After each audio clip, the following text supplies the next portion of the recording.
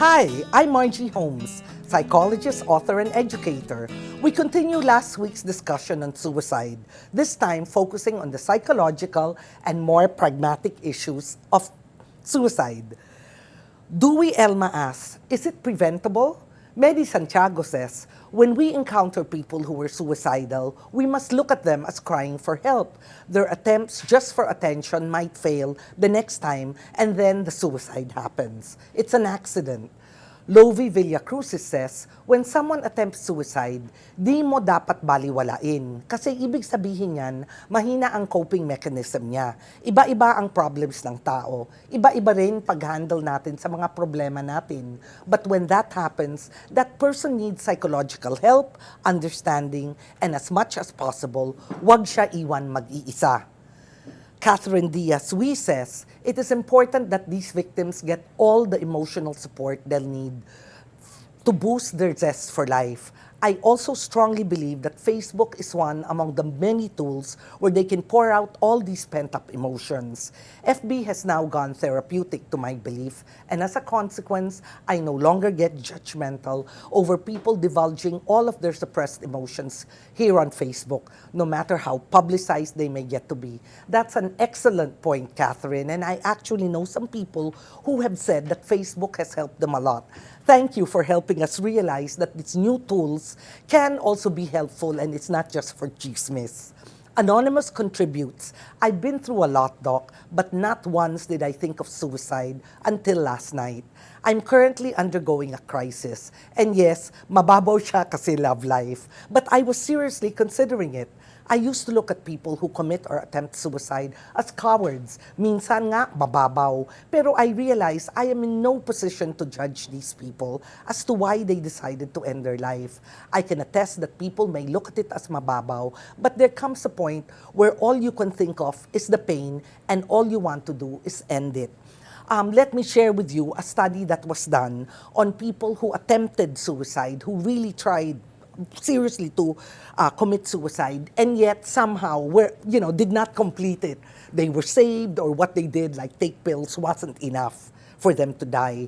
Anyway, when these people were asked, what they said was they were happy that it didn't succeed, because then they had time to talk to someone else, and that talking to someone else may have helped them not to want to do it again. Let me underscore, however, that these were studies that were done with teenagers and other people who had a very impulsive streak in them, which may be different from another kind of suicide, which will be discussed later on. Okay, to go back to Anonymous, she said, what stopped me was the pain that it may bring to my parents. I got to thinking what impact it would have on my students. They know me as a strong person. That alone stopped me.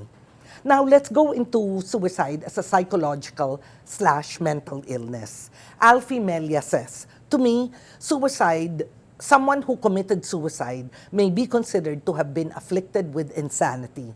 A mentally healthy person would have had a functional coping system against stress and other problems, enough for the person to face and surpass the struggle using that psychological strength. The fact that the person eventually succumbed to the stress and problem and ultimately killed himself is a proof that he did not have a healthy psychological setup.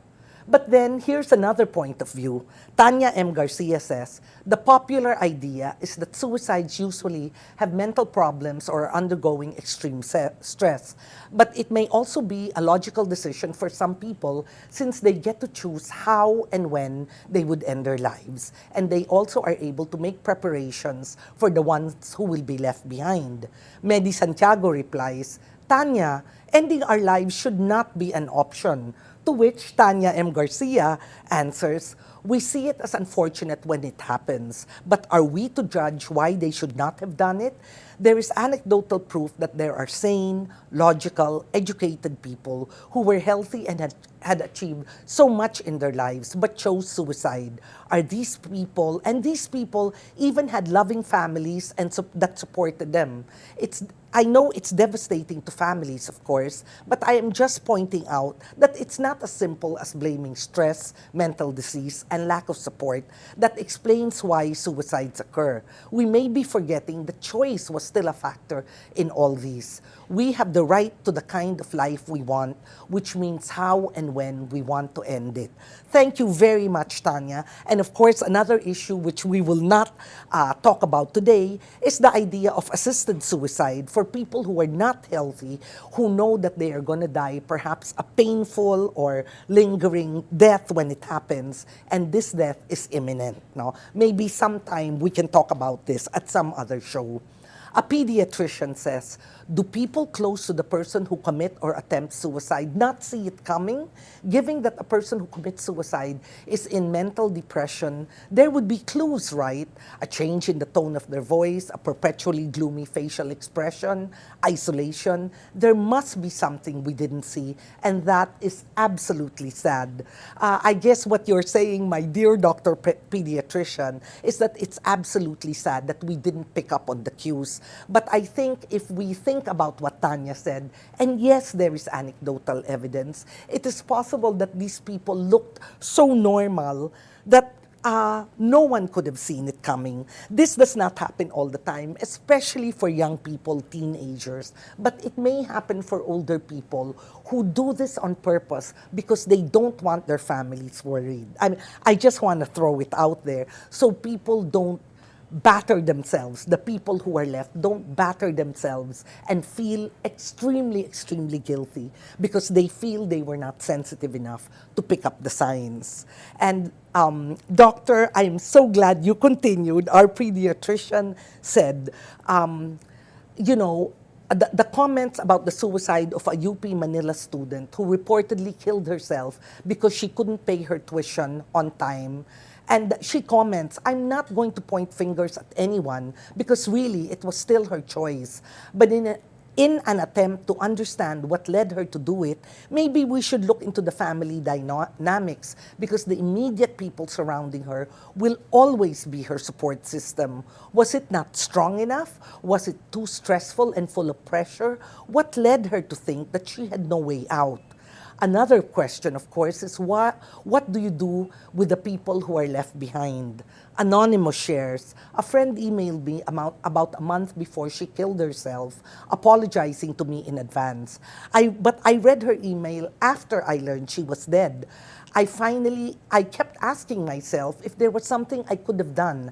I carried that guilt with me for a long time. So you see, if even just a friend, could feel so guilty for a long, long time for an email that she never read. Can you imagine how many family members feel so much guilt because we always look at them as being the ultimate support system? And as we know, or as many of us know in family therapy, sometimes your family is not the best support system. Sometimes your family is the reason we need a support system.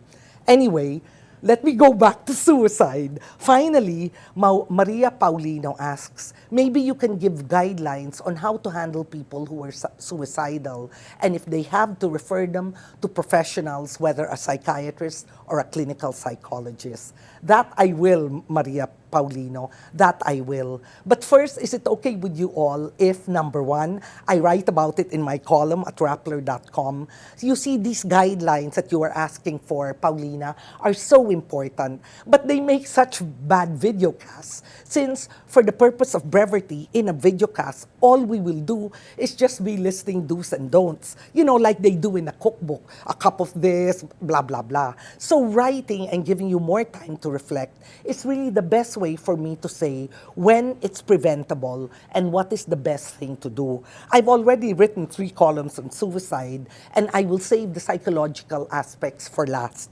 Okay, this is one. Second, Maria Paulino, is it okay if I suggest you read and watch all the good stuff Rappler already has put out there regarding suicide and its prevention, especially Talk Thursday with grief counselor Kathy Babao? That will really, really help. And finally, Is it okay with you if I recommend an excellent book on suicide and depression in the Philippines? It's called Down to One Depression Stories. A few psychiatrists have written to tell me that they use it as a teaching tool when supervising their interns. The fact that I wrote it has nothing, of course, to do with the praise I showered on the book, okay?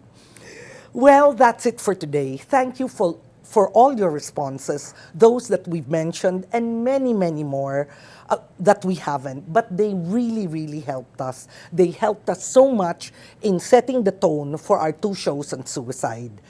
Next week, how about we try for something lighter? Can you give me some suggestions? Send me your answers and questions on Facebook, tweet using the hashtag AskMargie, or send an email to askmargie@rappler.com. See you next week.